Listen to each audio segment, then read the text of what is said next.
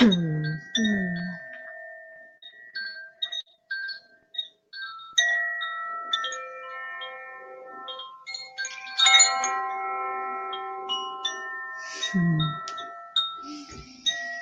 everyone, it's me Sarah and the Invisibles again. Today I actually have my cat Kura who's here. Say hi, Kura. Maybe purring along while we work together today. Hello everyone that's popping on. We got Lena, Diana.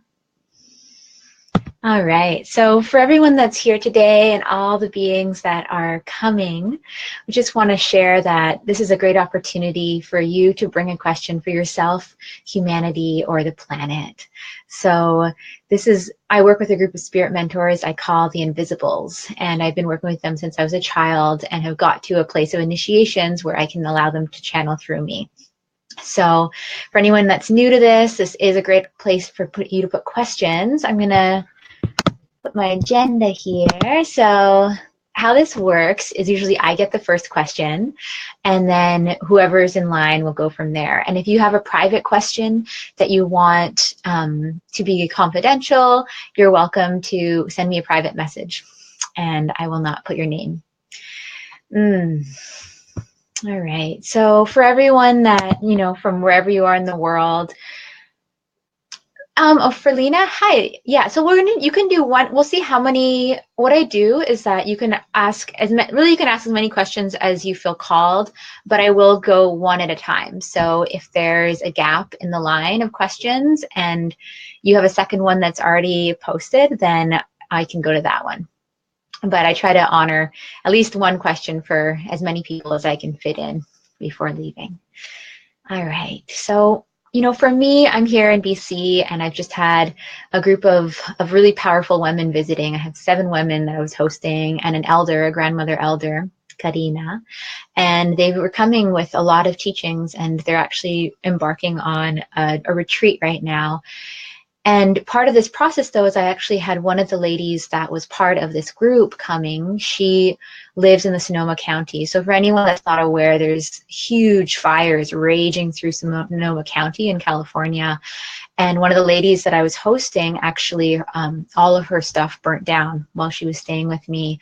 And a lot of my friends are going through that through Santa Rosa. There's extreme fires.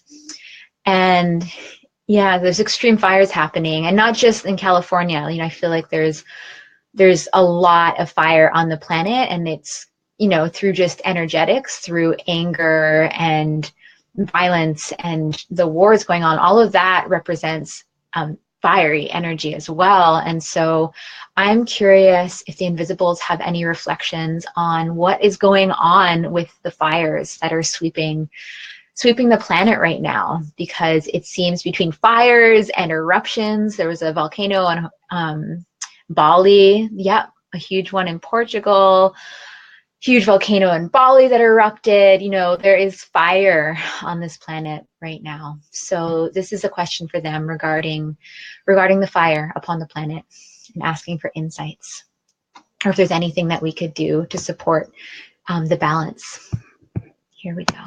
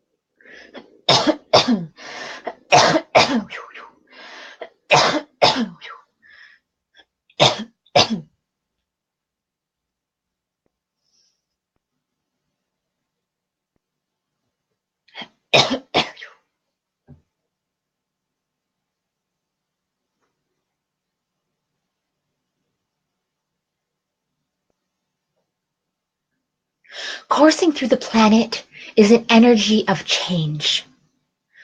Most of us can feel it, Most of you can feel it and hear it and see it in the reflections around you. See it in the fires that are blazing across the country. See it in the emotions and the turbulence that is sweeping through the human bodies. How in your life are you dealing with your own fire, your own internal combustions? Because they are connected. You and the planet are deeply intrinsically connected and blended together. How you exist for the world is very much a reflection of how the world can exist for you. So how is humanity existing for the world? What roles are being played? And what roles are needing more actresses, more actors, more players to come in and fill them? There has been a system of great change and reciprocity in some ways. But when we look and feel into the fires on the planet, when we feel into the eruptions, to the magma that is the Earth's steady, still, internal fire, when within the Earth is restorative, and when that internal fire begins to combust, when that internal magma of the planet reaches the surface, bringing with it energies from deep, deep within the planet. So what this represents on a symbolic level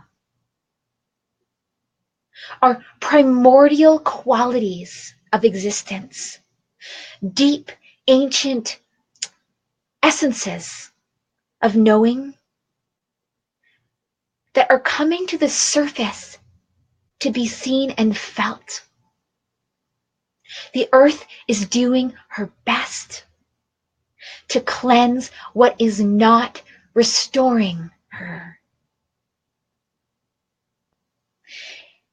Some would call it a sickness that is upon the planet, but we see it as a shift that is undeniably a result of balance being restored. Okay? Not an attempt to restore balance, but that balance is being restored. So what you can do to help and to be able to balance yourself during these challenging times for many is to look into your life and find areas of your life where you feel there is an uncontrollable energy that is causing havoc. Maybe that's a belief system that you've been holding that keeps getting in the way of progress. You're not enough. You're too much for others. There's no space on the planet for you to be who you want to be. How can the humanity and humans evolve when the root of evolution has caused so much grief for the planet herself? These are all different qualities. But if there is something in you that is like a wildfire, taking with it relentlessly, unapologetically, okay? In the old ways, in the ways of the land stewards, there's a practice of consciously burning the underbrush, okay? So that when the natural fires of the summer come through, fires are not an out of balance act necessarily, but by not having the earth stewards come and restore and keep the fires at bay in some ways, that's when the repercussions are extreme. So where in yourself have you not been consciously burning through the debris left behind by experiences, left behind by old cycles that you've passed through, What can you do to maintain freshness in your life? So that when the fires come through, when times of purification come through, in order to be effective, they don't have to sweep and consume everything. So that the great cleansing is more than you can handle, more than you want to handle. Thank you. Mm-hmm. Hello, everyone. Welcome on. Who's some of the names we have? So I already said we got Lena, we've got Melissa, we got Donald. Anyone else is on and they want to say hi or where they're coming from?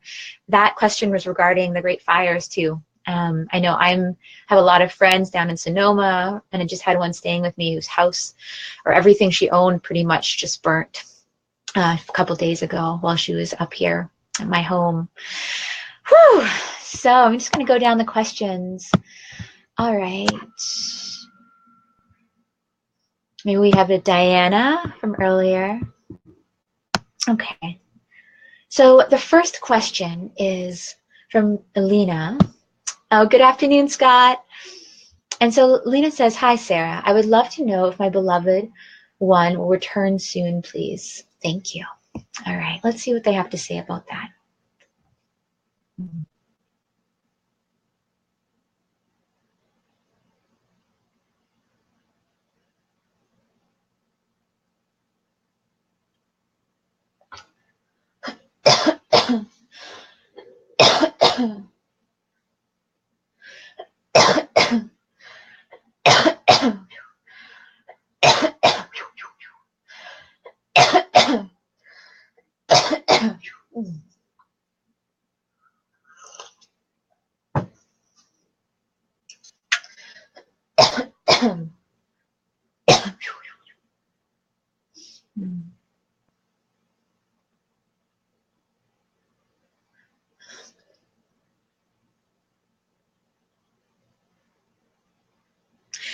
So one of the questions that we have for you, Lena, is what is there to return to in your life?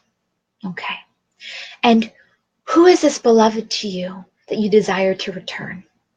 What aspects of this being are you calling in and asking to replenish your life, to support you in your journey? And what and how are you there to support the return of the beloved in your life? How are you supporting the own return of that energy in your life, in yourself? Your own feeling of divine union within you, okay? Because these two things are very much linked. Your capacity to hold and harness a feeling of strength and surety, self-love, of commitment to your needs reflects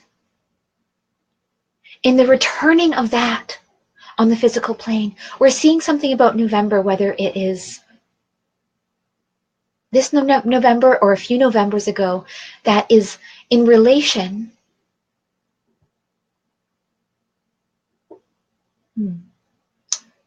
Actually, we're seeing, how do we say this? We're seeing a cycle that has occurred for you before, but different. We're hearing the date October 18th.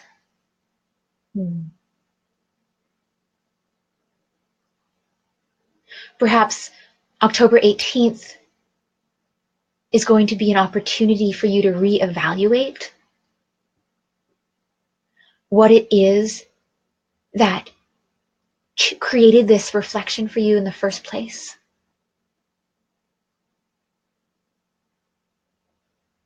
We're seeing that there's something hard that this person, this beloved energy, is holding in their spleen, possibly. We see I'll just try to describe what they're trying to show me this, without, because I'm not really allowed to read people unless there's necessarily permission, but they are saying that it's okay to share this, but they're showing me this image of this beloved being of yours, wherever they may be. Something in there, I don't know if there's, they said spleen, but I'm seeing like a really tight, it's in, like, it's either under there. Sometimes I see the image flipped, but it's either under the right rib cage or under the left. So kind of, I think I can show you. I still got my cat here. So like in here, there's something hard. I'm not sure if it's connected energetically to what they need to heal or restore in themselves to be able to come back, or if it's maybe a connection to you. I'm not really sure what that is, but there is something there that they're showing me. Let me see if there's anything else. Oh, okay. Yeah, it's, so it looks like when I say hard, like it looks like almost like they're showing me almost like if there was like a rock right in there. And so I know from where you are, perhaps just as much as, like, I'm kind of seeing this in, like, how you can support from afar is because it's this really hard energy, like, and it feels really embedded in the body. So how can you, like, what they're showing me is this image of like light, this image of this really like warm, gentle light that probably is connected with like love. Okay. But they're showing me something about, yeah, like sending light, sending something that represents like maybe loving, like a compassionate energy. I don't know if you do any energetic, like Reiki, or if you are aware of like distance energy healing or offerings. Of course, it's up to her if she wants to receive it. Like, you don't necessarily, I mean, if you can ask, but if she's cut off from you, communication, you can just offer sending light, and it can be light without, what's that word?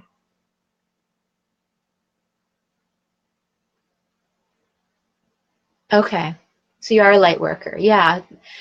So the image I'm having, like I said, it's like you sending light, sending this like lightness, and but without, there's this word, what is it? Kind of without the agenda of what that's going to look like. So when offering these healing, when offering this light, doing it from a place with like non-attachment, not being attached to if she returns to you, but coming from a really clear place of like, you genuinely love this being and are offering this really pure light, and it's really up to her what she does, and how she allows that into her life and how she allows that to shift. But it feels that that is something that you can do from a distance. It feels like that would be, if anything, received from her higher self. But I feel like there is a desire for help from her, but it's, yeah, I keep hearing like pancreas and spleen. You could also look into, I know in Chinese medicine, the pancreas and spleen, or both of each of those organs holds different emotions. So that might also be like a buildup of different emotions that are creating that block. Or, I mean, there's probably a lot more to that, but for now, creating, okay. So Lena says that they've been doing it to keep her alive. So I wonder, because it is so dense, whatever. Selena says, new to this, Lena's just going through this awakening, as many of us can understand. So I think a big part of just Healers 101 is learning how to offer healing without taking it on, okay? That you don't have to take it on in your body to be effective. And so being really clear in this process of offering that you're not draining from your life force. And so part of that is, if you are creating space to offer this light, offer this healing energy towards this being in your life, doing it within a container. So, you know, setting the space, even if it's something as simple as lighting a candle and letting that candle be, yeah, learning how to use your new abilities. I know. Once you realize how magical we are, we got to figure out what to do with this. So lighting, so this is just for anyone, you know, that's here too, that's also going through this system of awakening and understanding that, yes, you have the capacity to support healing with your energy, with your intentions, with your beliefs. And you also have the capacity to take on ailments from other people unconsciously, with, you know, thinking that it's helping them, which it might be. But it's so important for us to remember that as healers and on this journey, how can we maintain our own vitality and vibrancy so that we can offer more? And so part of it with the candle, this is a very simple little process. I use candles a lot. Candles for me represent almost like if you're turning on a light, if you're initiating something, and then when the candle goes off, you're closing that, you're turning that light off, you're finishing that cycle. So what you could do is, you know, creating the space, and you also can smudge yourself off, use some sage, really get your environment feeling really safe for yourself, and then light the candle and set the intention that for the duration of this candle being lit, you're offering healing, supportive energy. Yeah. So Lena says, I'm here to help and spread love. All my life we've helped, right? We just need as much love to shine through. And so then at the end of your cycle of offering this healing, then blowing the candle out and saying that as this candle blows out, you're closing the connection, at least whatever you've opened between you and this being, that so you're not having to take on anything from that person. Also, having a bowl of salt water in the room is really helpful. I personally have salt water under my altar when I'm working with people, and the salt water I encode with the intention that the salt, holding the intention that any energies from the space or from the session or from the healing that is being sucked, it's going to the saltwater bowl, not to me. And then at the end of the session, you can take that salt water and either go bring it out to a tree, offer it to the tree. I mean, maybe flush it down the toilet if there's no trees where you are.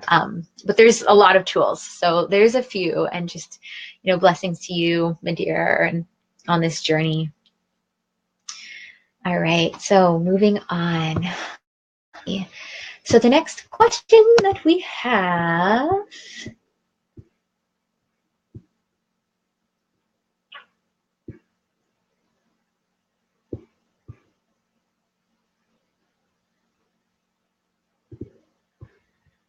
all right. So I'm just scrolling up. I'm just going to check if we have any questions, private messages. If anyone is popping on.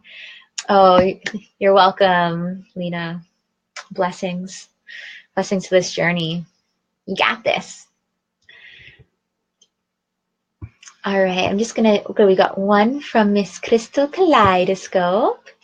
And I'm just going to see if anyone has a private message. Let's see.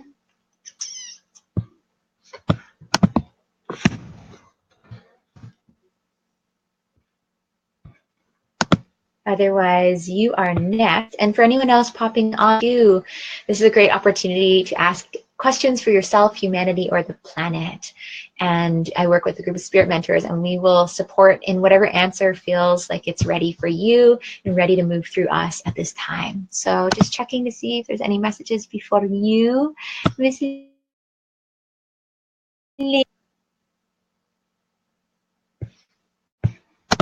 All right. You're looking good. So the next question that we have, Dear Sarah and the Invisibles, I have a deep desire to cultivate the network of support, my own propelling force of dreams and vision, and the support needed to bring these into birth, and the incredible beings that I know and have yet to meet. For all of us to be supported to take things to the next levels. I know that I'm always weaving this network. I wonder if the Invisibles have any. Oh, sneeze. Wish. Okay.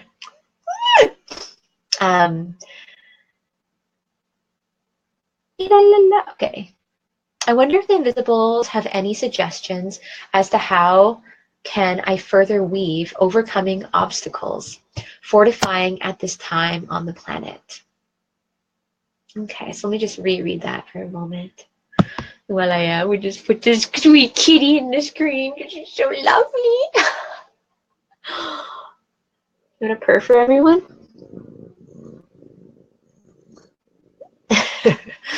Okay. So I'm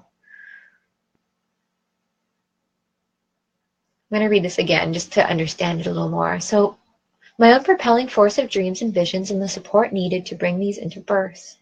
I have a deep desire to cultivate a network of support.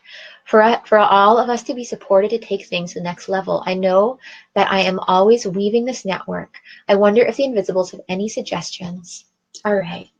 So I'm going to just refine this question to asking the Invisibles in regards to this being, and also in regards to anyone else that has questions around how do we weave together, how do we bring in the network of support that is needed for us to truly thrive and even consider some of the opportunities that we have on this planet in this life. I know that's a big thing for me, and having all these women stay with me and this grandmother, teacher, elder the last few days really inspired me of the power of finding your crew, finding the beings that are doing what you want to do or that want to cultivate something together, because things happen a lot quicker and with more giggles for sure.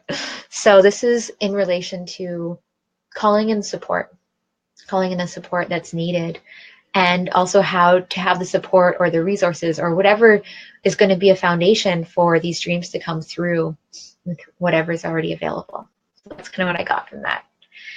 All right.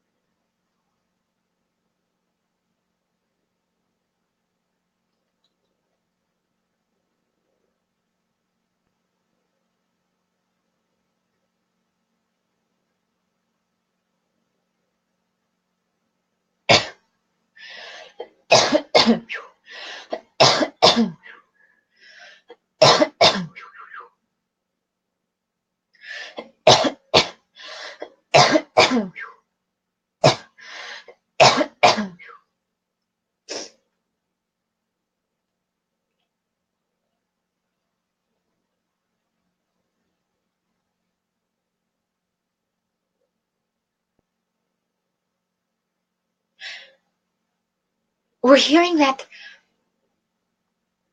or we hear the calls and the requests for support, but it is the why that is more important to focus on than the how right now. Because the why the support is needed. And you must believe that why with your full force. Because if you don't believe the why, if the reason for why support is needed in your life does not feel solid enough, does not have its own container, if the reasons for why you want someone to come back into your life or to come into your life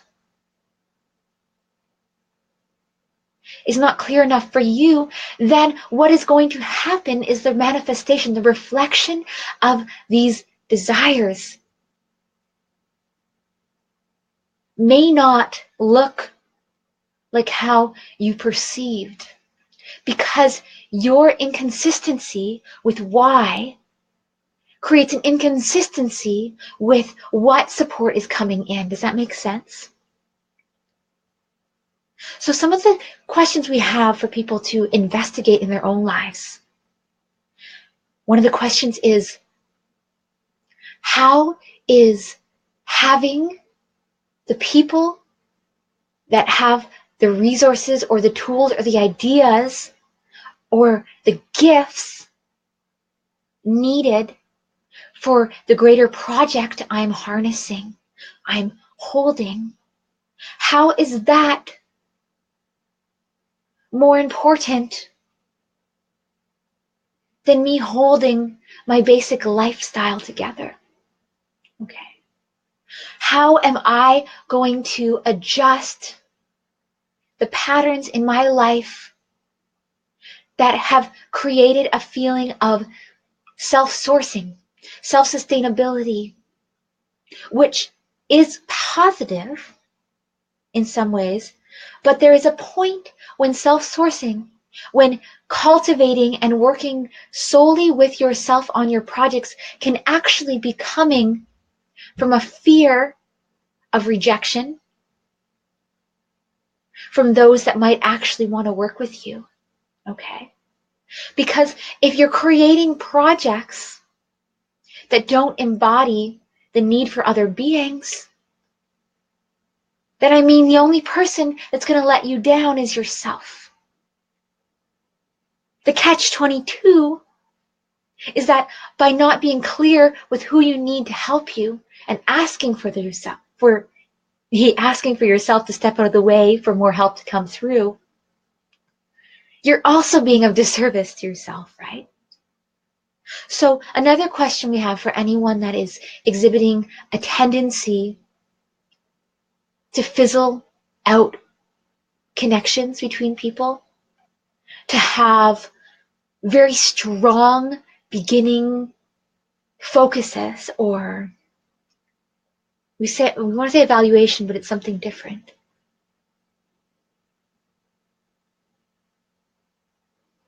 For relationships to be sustainable so that they can actually bring the rewards from what that sustainability, what that energy looks like, the relationship must agree on 3 fundamental laws. I will honor myself and my needs. I will expand my limitations to create space for what's needed. And the last one, I allow the journey of completion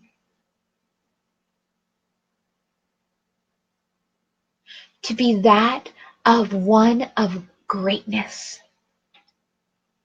Another way of wording that would be, I allow the process I am on to unfold in a way that leaves me with a feeling of completion, satiation, and knowingness of what's next.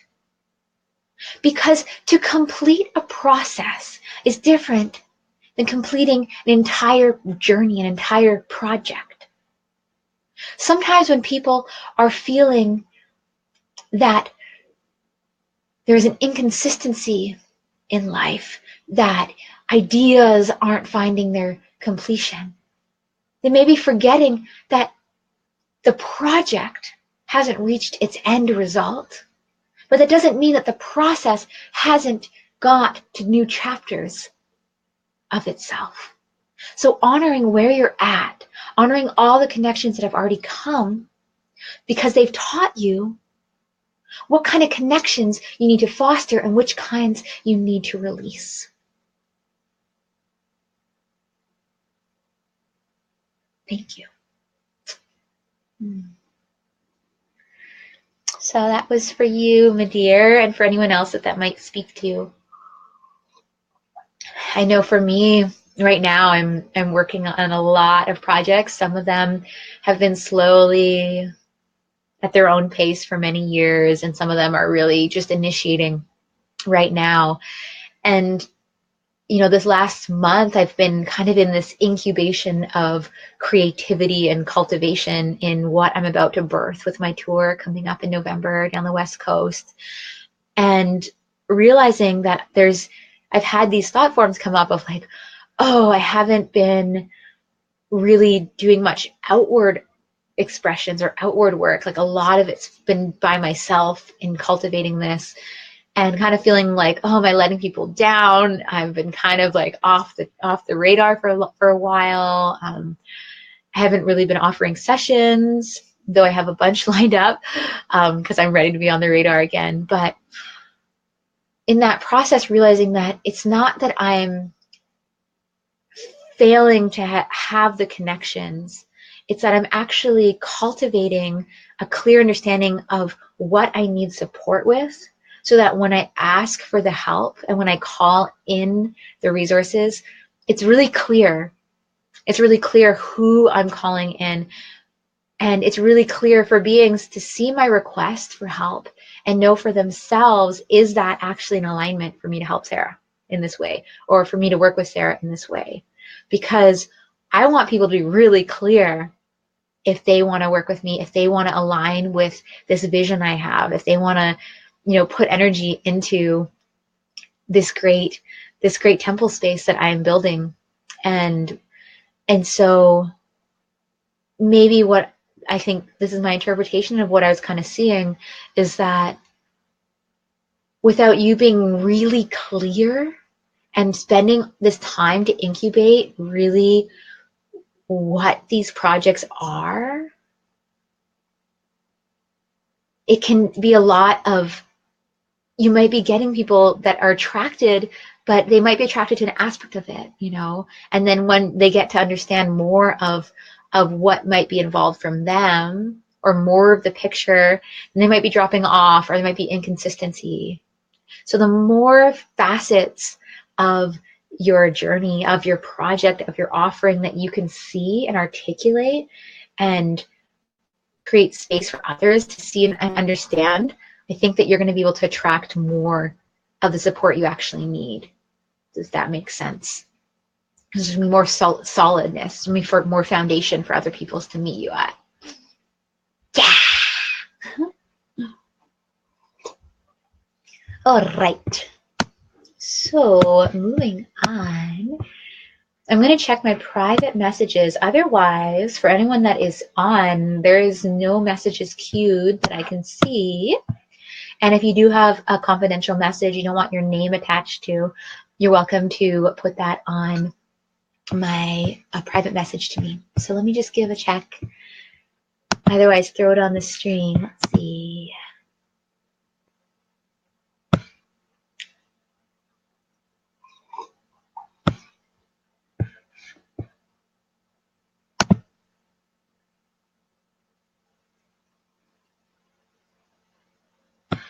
All right, so I'm not seeing any messages.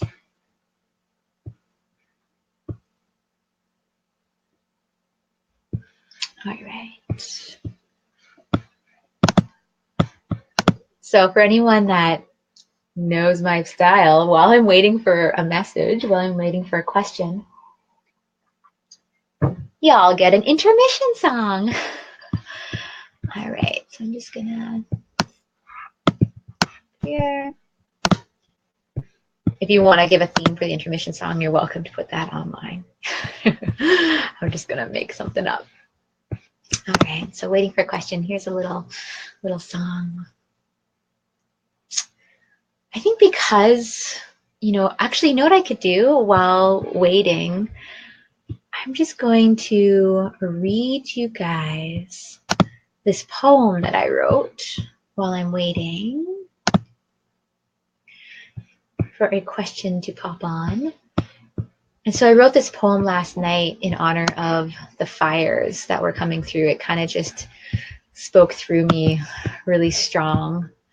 And this balance, for me, it's also this balance of honoring that the fires of purification are important and they are bringing something that's needed. But how do we bring in the water as well? So while I'm waiting for questions, I'm just going to read you guys this poem. It's called Cauliflora Flames. The water of rivers and streams has no shadow that cannot engulf thee. Take no leaves from their branch, but gracefully receive the fallen memories of a season past, drifting onto further shores. I cannot calm the flames that blaze eternally within the passion and scorch serenity with retribution for days left unlived. Gracefully choosing to weep before rage, yet glistening to the sullen sounds torn from the roots and given in swift sweep to whoever can take it far from home. These days the rain did not come to land like dew upon the roofs. This day not a shadow was to be quenched by the thunder clouds of mercy, for flames burnt until ash was all the wind could speak through, soaring high beyond words of grief, disbelief, and the shake from the last grain of sand to mark the end of a cycle. May the spirits of all the lives transformed, seeds turn charcoal, memories once held in form, and dreams built upon the land, sleep deeply and lay to rest in gentle caress of water's cooling ebb. The water of rivers and streams shines the flicker of a challenge like moonlight upon her, for even water blends and bends the sun's radiant reflection onto herself. These days call for the blending and the bending to the radiant prayers of this planet. Gentle streams. So that was calling in the gentle ebb, the cooling ebb of water. Clearing the space with that. Oh, my cat is slipping off my legs. Oh my gosh.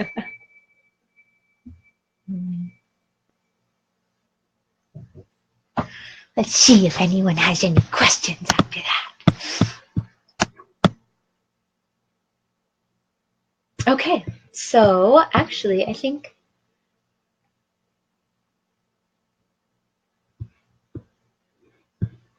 so the next question we have, just going to double check we don't have one private message.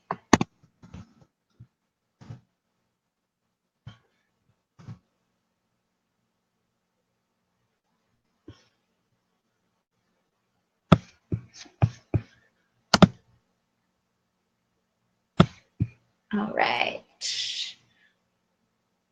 Just double checking. Okay. All right, so let's go for you, Lena. And I might get off after this question because it'll be probably, I have room for one more unless there's a new burning question that comes on, if anyone wants to send me one. So Lena says, I think my grandmother was like me. If you could help me discovering that, I would be very thankful. Is it your grandmother on your father's side or your mother's side that you're talking about?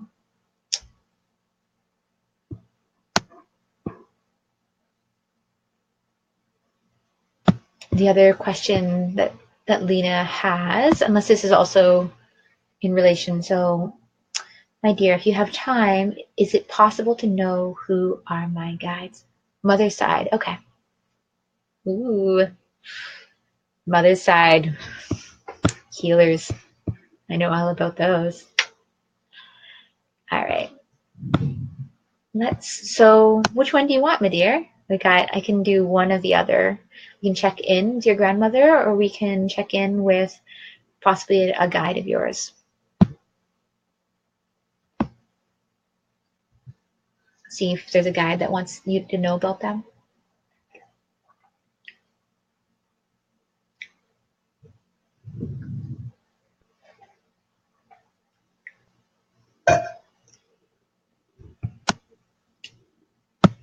You know what? I'm just gonna choose the first one. Oh, okay, great. I feel like choosing the first one.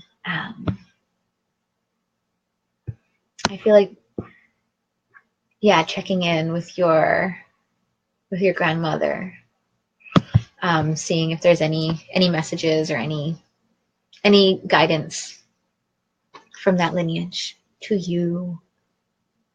Oh my gosh, I have a kitty on my toe too. There's so many cats in here.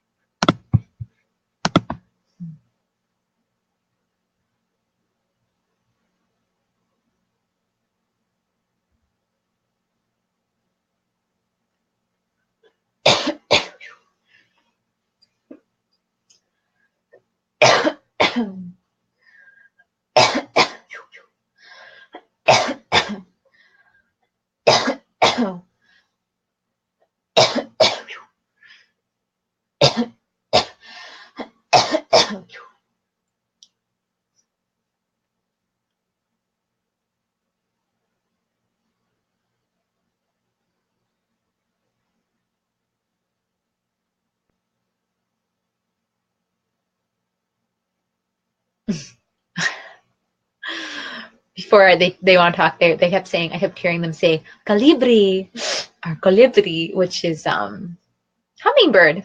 Anyways, I'm gonna keep going, but calibri.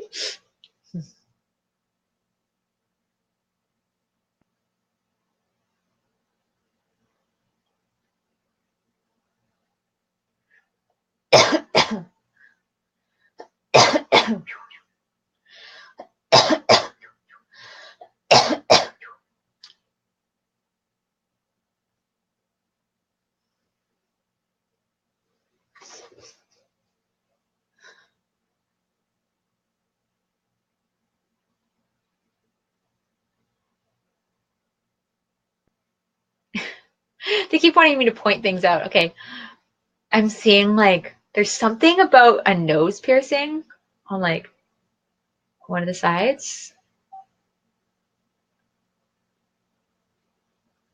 I don't know if you're supposed to have one or take one out, or I don't know. Random. You're getting the random messages here for a moment. Okay, here we go.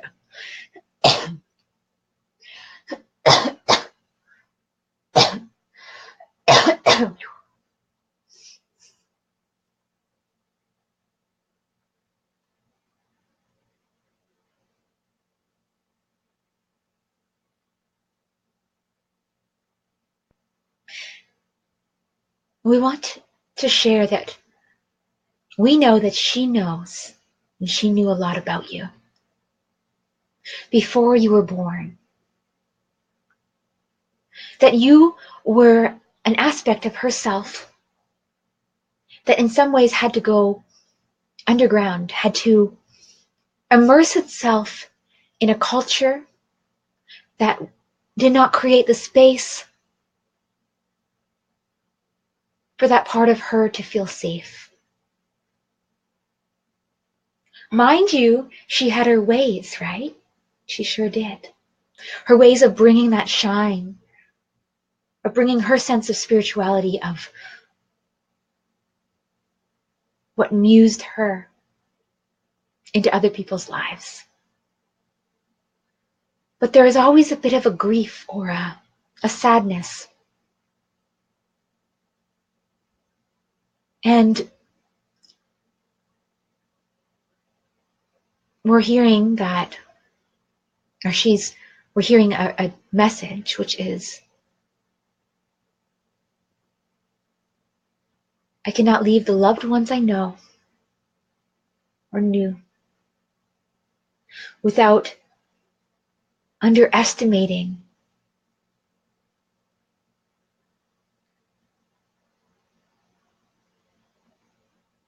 how they knew me. There are two ways that a child can turn into a mother, can turn into a teacher, can turn into an elder, can turn into a saint, can turn. She's showing us, I'll just translate this. So I'm seeing this image of like it looks like maybe like a war plaque, or it's like kind of like a cross with metal around, like a metal around the edge, like a bronze, or it feels like it represents some sort of like maybe a war, like something from the war, or like a plaque, maybe something that somebody would wear or on their shirt. I'm not fully sure, but I think that there's some sort of connection or haunting, or there's some sort of wound in your family line. I don't know if it has to do with like, oh, okay. Yeah, yeah, there's something about this that I'm seeing, but somehow it's connected. Like it feels like you're wearing, what you wear too is also connected to, I'm trying to understand what it is.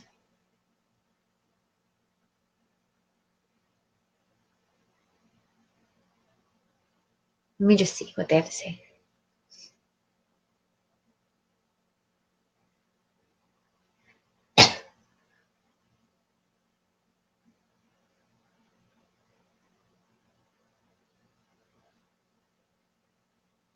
If you allow yourself to create space for the ancestors that have wisdom for you that was not able to be shared when they were alive, to know that you can make space for guidance from those that have lived before you. But part of this is honoring and looking into why those teachings were not able to reach you. Like with your grandmother, some of the ways that she existed, the ways that she created beauty for others in the world and for herself, the way that she held herself together for other people, how she was able to do this involved a sense of surety and perseverance that is your blood right? But what she didn't share with you in connection to whatever this cross symbolizes, the roots of it, the inherent wisdom, the vibration,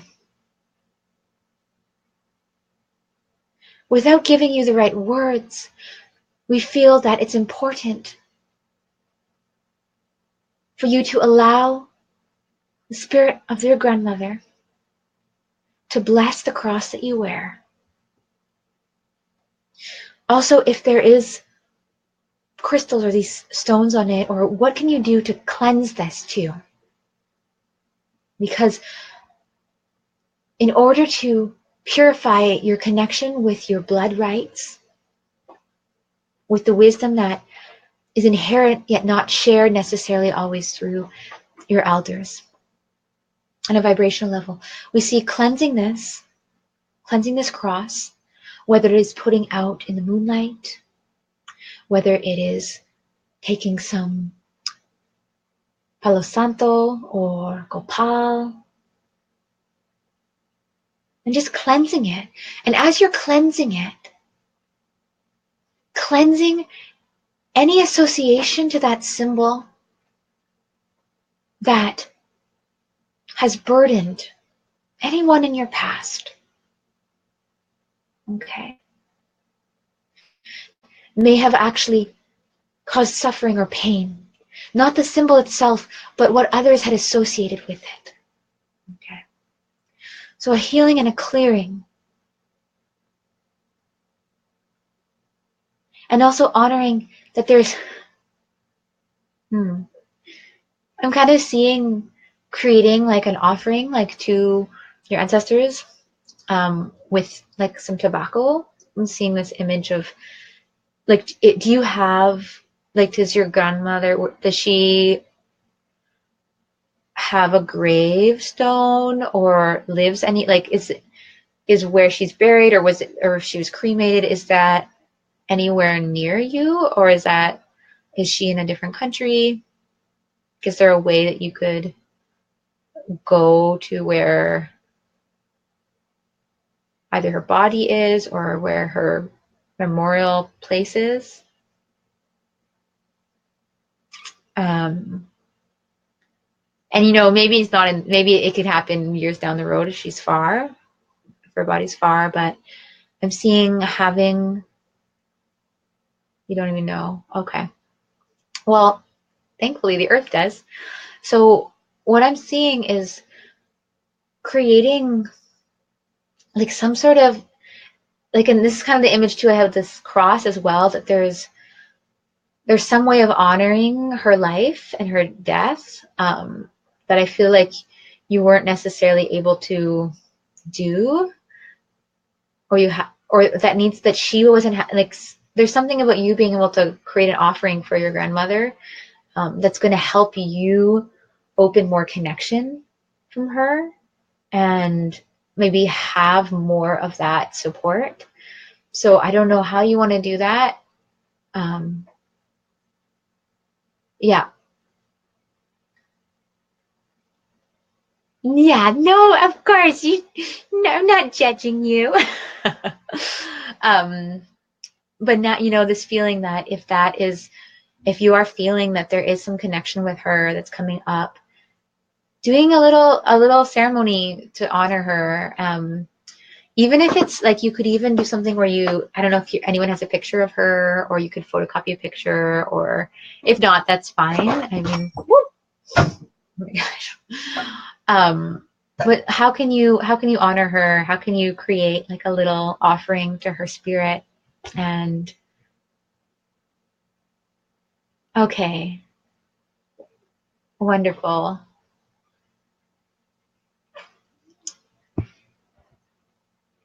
All right. So I feel pretty complete with that at this point. I hope that's helpful. Oh, good. Wonderful.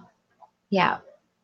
Because sometimes, when doing this work with our ancestors and really bringing back ways of offering them through ritual and action, I know that we all can love and appreciate our ancestors and our elders, but the importance of taking some steps to show that in the physical plane. All right, thank you. All right. So I think we have room for one more. Oh, hello. Happy belated birthday. All right. And hello, everyone else popping on. We might have room for one more after this, if anyone's got a burning question. Otherwise, I will pop it off. Maybe I should bring this little next to you. This is another little kitty. Kitty number 2. Say hello to everyone. Okay. So she says, can you tell me who or what put a psychic dagger in me before? Kitty, yeah. I'm going to show this for a moment. All right. Yeah, so for anyone that's popping on too, so this question is about a psychic dagger that this individual has had put in them before. And so for anyone that is not aware of what that concept means, I can roughly break it down. So the idea that, on an energetic plane, there is a lot of attacks that can happen from other beings. Sometimes even quite subconsciously, like through, it can be subconsciously through, just having like ill will, being a hater towards certain people. And especially if you've had like a strong connection, that's when it's easiest to affect you. So just say you've had energetic cords between maybe a past lover or a family member or a really close friend, and those energetic cords that can connect you to these beings also can open up a feeling of vulnerability, which is really amazing, because in that vulnerability, you're able to actually deeply connect with one another. However, it can also be used to have more vulnerability, and then you can receive an attack through that. So not to scare y'all. So psychic daggers can come through, I've actually, when the work I do, so some of the work I do in a deep soul journey session is I go into the psyche, the soul plane, and work with people there from a distance. And on that soul plane, I get to see, what it looks like what's the soul holding in itself. And so like Ao was saying about the psychic dagger, is like the dagger might actually look like when I meet my clients on the soul plane, it might look like I might see a big dagger going through this person's body, and then you can ask the dagger, or go into like, what is the story behind that. So let's see and you can remove it. And so psychic, and this, I'm talking about psychic daggers right now before getting into Ao's specific answer about her experience. But what can happen if we have psychic daggers, if we have these psychic attacks, is that they can affect a certain part of our body. I don't know if there's any part of your body that was affected, Ao, that you feel, but it can actually create ripples, and it can hurt our organs. We can have places of strange pain in our body that we don't understand and nobody can understand, and that might be because there's an energetic dagger, there's an energetic attack that's linked into that place in your body. So learning how to delatch it, how to disengage from it, and how to return to sender. Okay, so it's like for your stomach. Yeah. Ooh, all right, let's see what they have to say. Okay.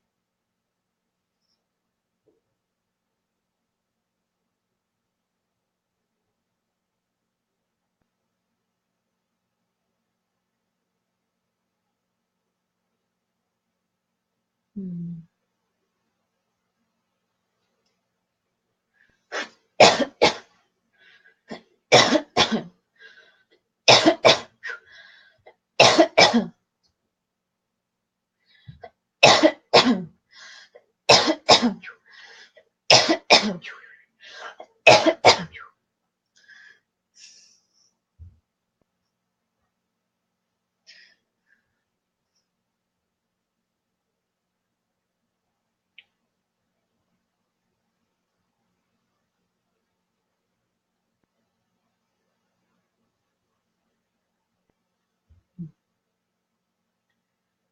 So they're showing me this image of it's like a man's hand, and he's got this like big ring on it. Um there's some sort of clue in that. It looks kind of like gold. I don't know if it's symbolic.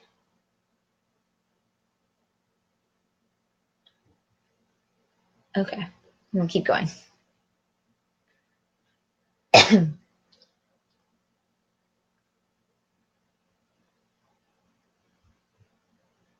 You know that there is an aspect of yourself that has been harmed by another. This is important. It is important to understand when you have received the effects of pain or damage from another individual in this life. But to truly allow yourself to hold and harness your capacity to breathe through it and release it into its next existence takes a strength. We also see that your lower intestines and your kidneys have been affected by this. But we're seeing that there are two different encounters. We're seeing that there is somebody we showed has a commitment. So the ring represents commitment to a feeling of maybe the gold. Maybe you know already.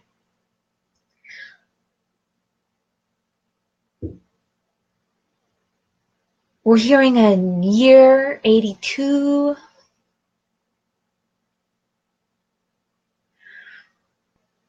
We also see that there are two different individuals that have desired to harm you, but you have reflected their attacks. We're seeing a 2012, November maybe. And curiously enough, we see somebody in your life has actually, your partner possibly, has helped you deflect a most recent attack. We're saying sometime in August. So in order to release, to feel at home and secure, knowing who this individual was, we want you to be able to track in your life when this happened, what was going on for you in the surrounding year. Because we see that though your stomach was affected, like we said, your kidneys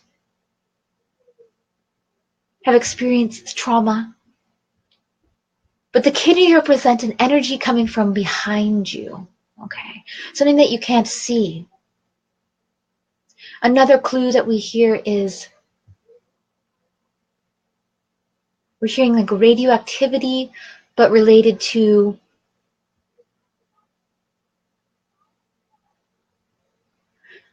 maybe this person uses, I'm trying to understand what they're showing me. It's like either an individual that uses or like that uses a lot of or is exposed to technology or a lot of phone communication, or I'm not sure, but there's something.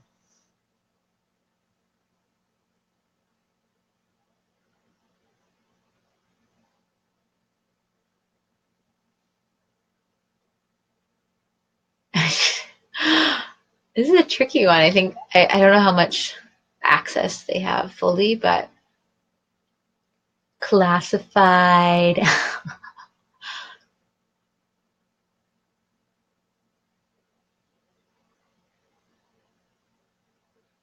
Okay, I'm just gonna let them keep going for a moment longer.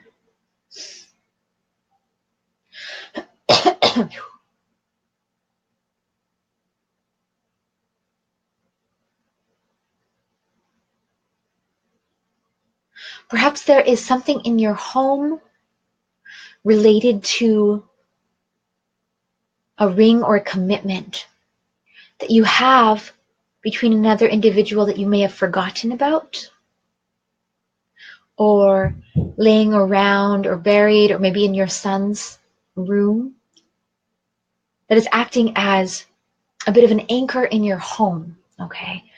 We're seeing that there is something that is from or somehow related through a series of gifts to this individual that put the dagger in you, in your home somewhere. Now, we don't want you to tear your home apart unless you know exactly where it is. But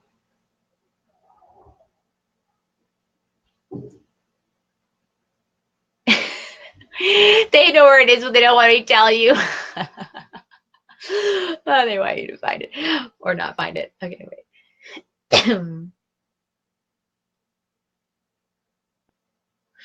But if you're not able to find it, you're welcome to create an intention and a clearing spell that will reassociate the energy connected to that talisman. So whatever this is that is gifted from this being, so it's in your home, that you can actually create a clear boundary that any associated energies are disengaged from that object, create like neutralizing it so that it's not affecting your home space. I feel there's probably more to this, but that's a lot of clues and details you can chew on. Thank you. All right, so there's kind of there's some dates, there was some mysterious objects in your home. There's a man holding the dagger with a ring in his hand. So you can do your own research and know that, you know, if anything comes up that doesn't resonate with you, you're welcome, dear. If anything that comes up that doesn't resonate with you, like, please don't take it on. If there's stuff there that is speaking to you and urging you to take action, please do. All right, so how are we doing for time? Looks like I can do, clean the house. Find something gold or something. All right. And you'll know, like, the feeling I have is like, if you see it, and it might be something, you know, it might be something really unexpected, but you'll know, like you'll know. You'll feel it. I know you're sensitive. So really honor, like if you find something and all of a sudden you're getting like, this doesn't make sense, but I think this is affecting me or connected to what Sarah brought up. And don't be freaked out. It's okay. There's whatever the object is. All right. So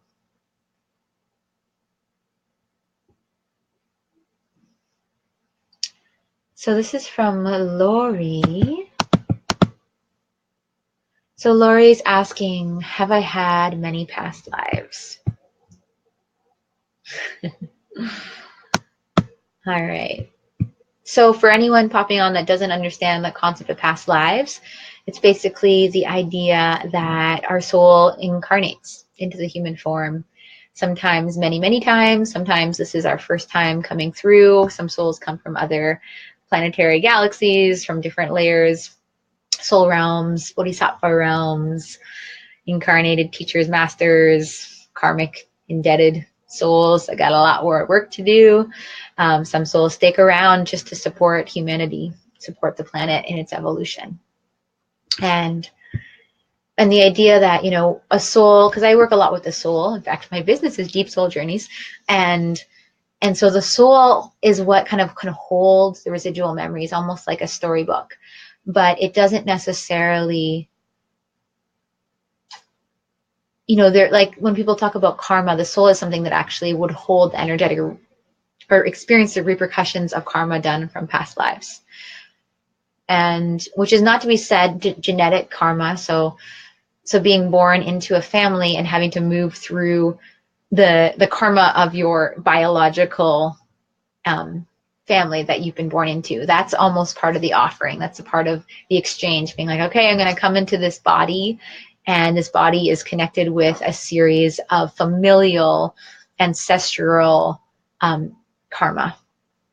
And so as an offering to this body, we help that. So we help clear the bloodline. We help clear that from that body. And then on a soul level, we also got things from our past lives. So this is a bit of that. So getting into Lori's question about past lives.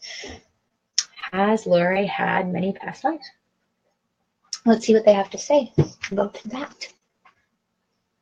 And for everyone popping on, let's see who else we got on. Nazare. Anyone else here? Hello. I can't really see who's on because, well, it just looks like a number. Okay. So this is for Lori. And I believe I'm going to check in. Nazare, I'm going to check in to see if I have enough time for you after this question, but I'm just giving you a heads up. I may not, because I do need to go pick up my little girl from the bus imminently. All right, here we go.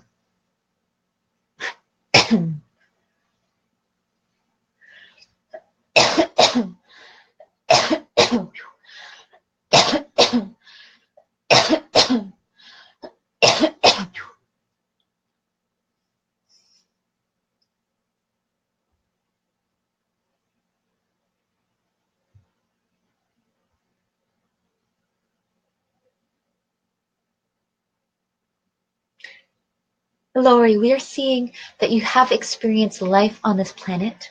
The number we're hearing is 20 different times, so 20 incarnations, but we're not seeing that they were all in the human form. One of them involved being, we see an antlers, so perhaps stag, or you were in some sort of animal body. And this life you can call upon, okay? So you can enter into a state of receptivity to this life. The power of the antlers represents, oh, I'm going to share this part. So the antlers represent wearing our power on the outside. And so the image that they're kind of showing me is that whatever this animal, like I didn't see the full body of the animal that you've been in this past life, but that it has really big antlers. And so perhaps in that life, it was about you learning how to wear your power on the outside, and so to help you when incarnating into this human incarnation. I'm going to check on a few more. Let's see.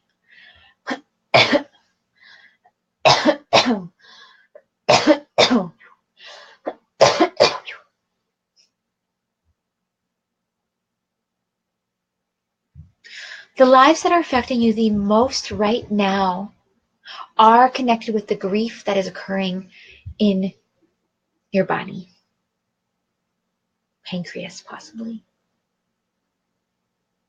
So what happened was that there was somebody in your past life who affected you by giving you a feeling or a feeling of security that you would be safe and taken care of, so that you would have children and they would be safe and taken care of. We're seeing this.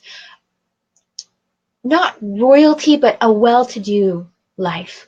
Possibly in England, that area we're seeing. But what had happened in that life, things went sour. They turned. The coin was turned. A war, something came in.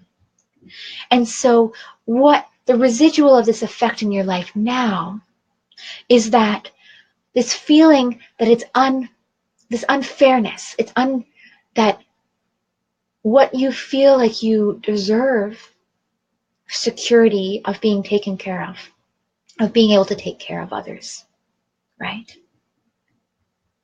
Feels like it's out of your hands in some ways. That energies are going to come from the outside and affect your life, whether you deserve it or not, whether you want it or not. And so this effect, and why we're getting into this life, is because it feels like it's important for you now. Because whatever this pain occurred there, the belief that you cannot sustain feeling safe without being let down or taken off guard when ailments or adversity comes your way. So in order to heal this, so that you can actually open yourself to deeper connections that would actually support you in feeling more held and loved and appreciated. We see there's a few people in your life that would really love to do that. A few that you allow-ish. But there is help that desires to support you. But we see that this life, this past life, and the fear of being let down by forces beyond yourself, by griefs coming your way, has prevented you from deepening these relationships or allowing them to have more space in your life.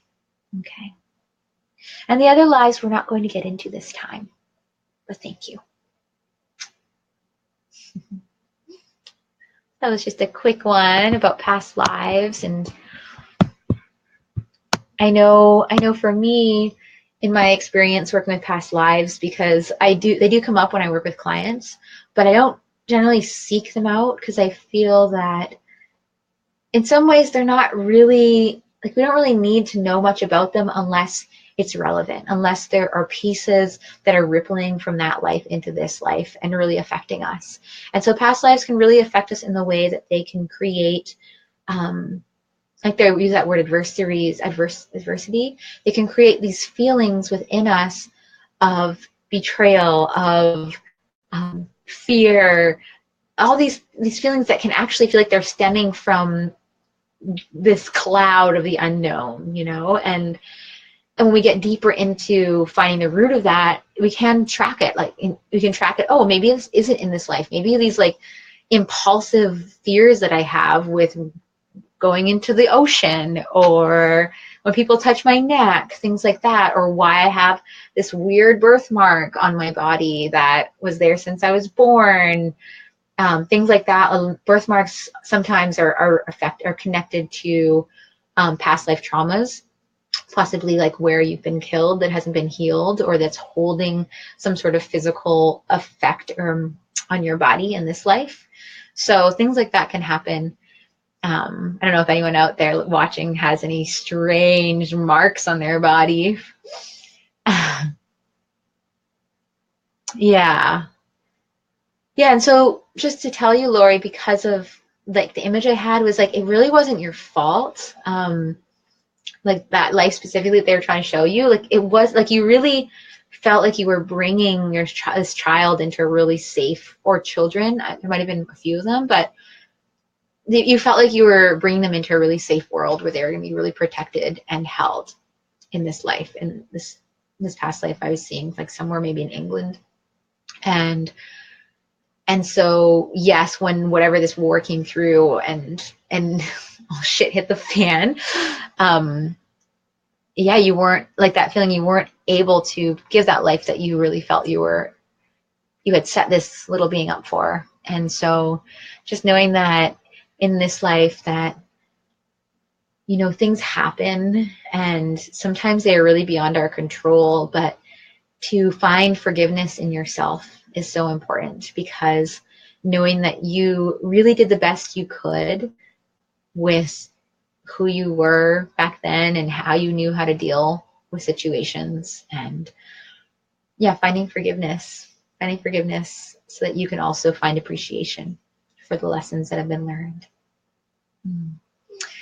All right. And so I'm sorry, Nazari, is that how you pronounce your name? Or Nazaha? I'm sorry, but I can't get to your question because I gotta like skedaddle. But if you want to pop on next week, so for anyone, I should write this here. Wednesdays 2:30 Pacific Standard Time. So Wednesdays, I do this every Wednesday unless, you know, I'm going to be touring in November down West Coast. Oh, yay. You're welcome, Donald. I'm going to be touring through the West Coast in November, so I might have a few days where I'm not doing it on Wednesday, and I'll also post that. I'll like keep people up to date on Sarah Burns and the Invisibles, my Facebook group. So if I'm not going to show up, otherwise, just assume that every Wednesday you can come on with questions for yourself, humanity, or the planet. And I would love to get to you. I used to write down the minutes, but I've just been so swamped right now with work that I haven't been able to go through and write the minutes and send everyone that's offered a question the themes. But you can watch this again. It will be recorded. So, oh, you're welcome, Lena. Thank you all for popping on and spending this time with me. It's really what motivates me to keep doing this, because I love dropping into this space, and I look forward to just the ripple effects of how you guys will use whatever comes through that's here to inspire you or encourage you in some way to thrive more on this planet. So I gotta get out of here. All right. Aloha.